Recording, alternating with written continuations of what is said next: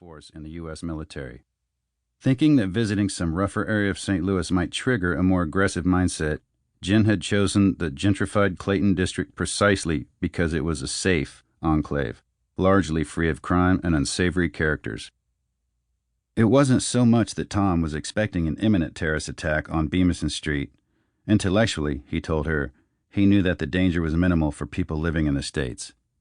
However, he hadn't spent 20 years as an operator with the Special Forces Operational Detachment, known as the Unit, without developing ingrained survival habits.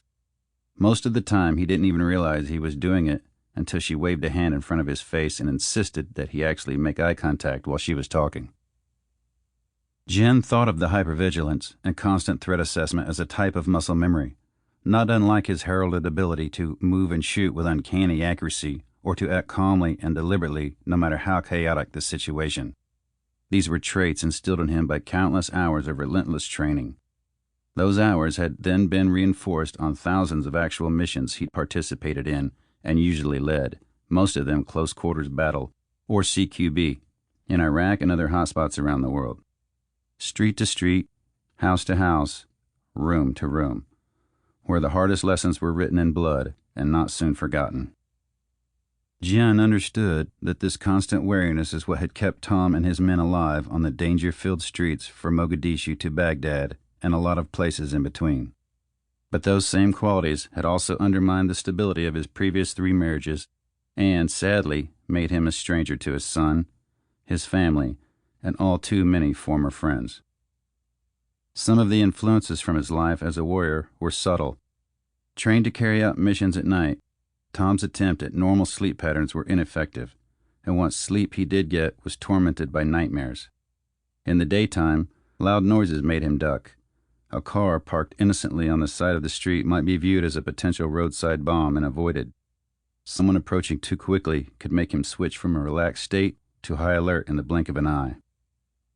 In addition to Tom's mental baggage, his neck and back ached from the times he'd been blown up as well as the surgeries to patch him back together. Sometimes he just hurt in ways that were hard to explain or diagnose, but the pain was severe and it was unrelenting. On that pleasant afternoon in St. Louis, Tom had been out of the unit for 3 years.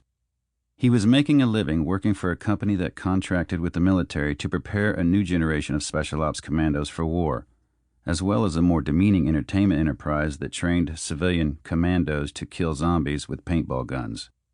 But he was still living with a vicious cycle of booze, pain pills, sleeping pills, and antidepressants that had been part of his life in the military and that the Veterans Administration now handed out to him like Halloween candy to dull the physical pain and cloud the memories of the things he'd seen and done.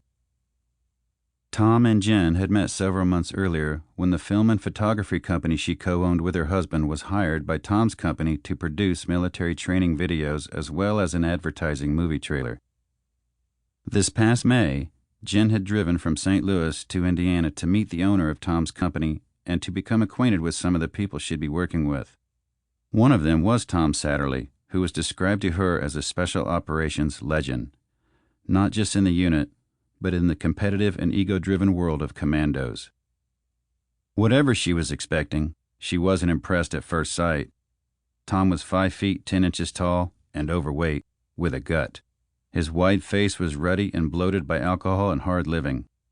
He was far from the super soldier she had imagined based on the little she knew about the unit.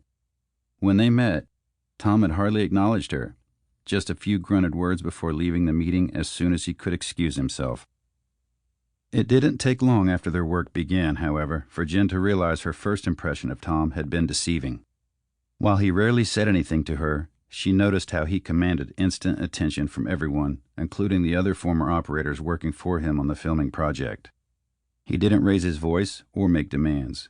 When he said something, people listened, and tasks were completed immediately. If someone was carrying on a side conversation while he was talking, a glance was enough to shut it down. Sitting at the bar in St. Louis, Jen liked knowing that the man across from her sipping a vodka soda could handle pretty much any dangerous situation. A real-life Jason Bourne. While Jen could understand the environment and experiences that had created this unusual man, she wasn't fond of the macho posturing, especially around other special op veterans who too often acted like a bunch of